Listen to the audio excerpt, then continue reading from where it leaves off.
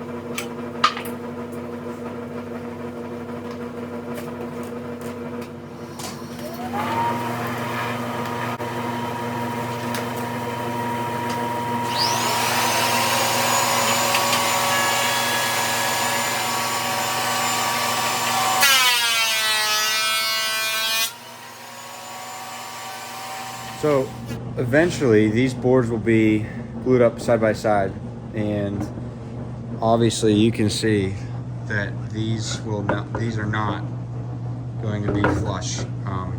Sorry, it's up on the leads there, but I'll show you a trick that I found that a lot of woodworkers know.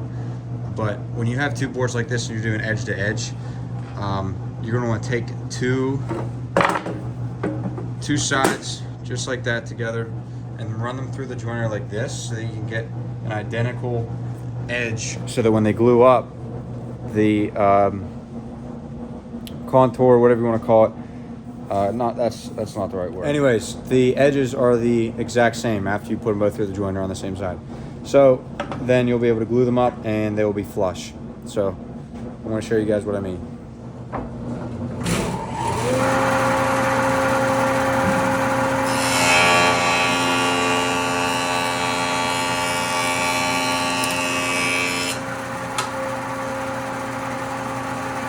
So as you can see here, once there's glue and pressure with the clamps, there will be no gap between these 2 boards.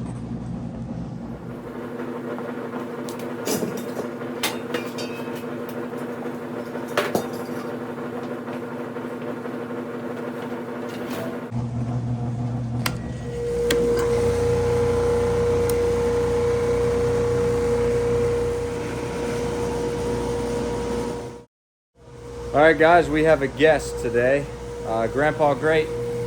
He actually built this place a couple years back. He's making sure I'm doing everything right, and just... Boy, that's a job too. Yeah, so here he is. This is the man. And I'm going to send some things through the drum sander. It's at 120 grit. Basically, if you don't know, the drum sander is just a conveyor belt with sandpaper. So, I mean, look, I'll show you. You just send it through.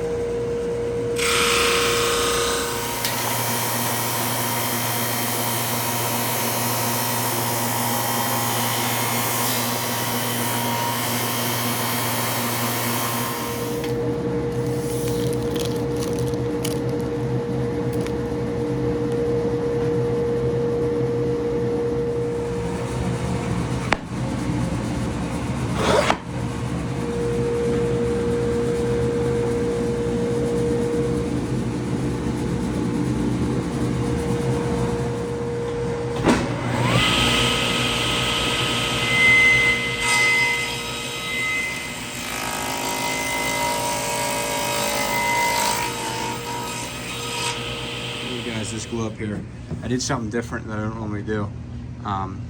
Obviously we got the clamps, and so this is what I did different. So in order to get these level when they glue, you know, when these clamp, they're gonna want to buckle probably up. because there's the bar underneath. So they'll want to buckle up. So what I did here is I cut these out very roughly, as you can see, with the bandsaw, just so I could get support on either side of each board. And then I just put this quick clamp here, tighten it up, put that on both sides so that the joint should be pretty darn good. So it's just drying in about 20-ish minutes. I'm just going to scrape off that glue so I don't have to do it later.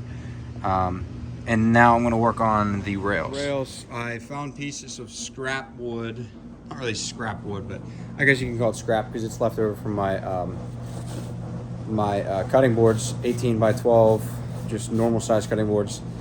So anyways, I took those pieces, made them all the same. Used the miter saw, used the planer, used the table saw. Basically just getting them all the exact same height, width, everything. And then I'll frame it up and then glue that up separately from the board upstairs.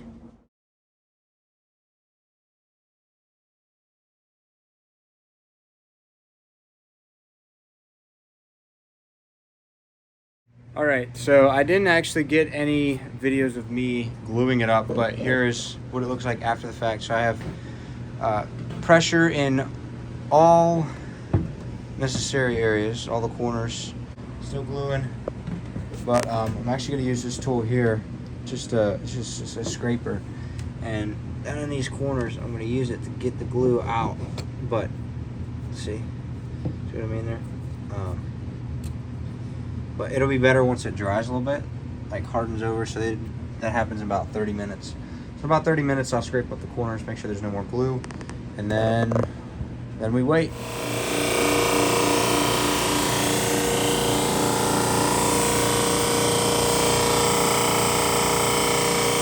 So after sanding and trimming up the base with the table saw, now I'm gluing it up. So this is what it looks like.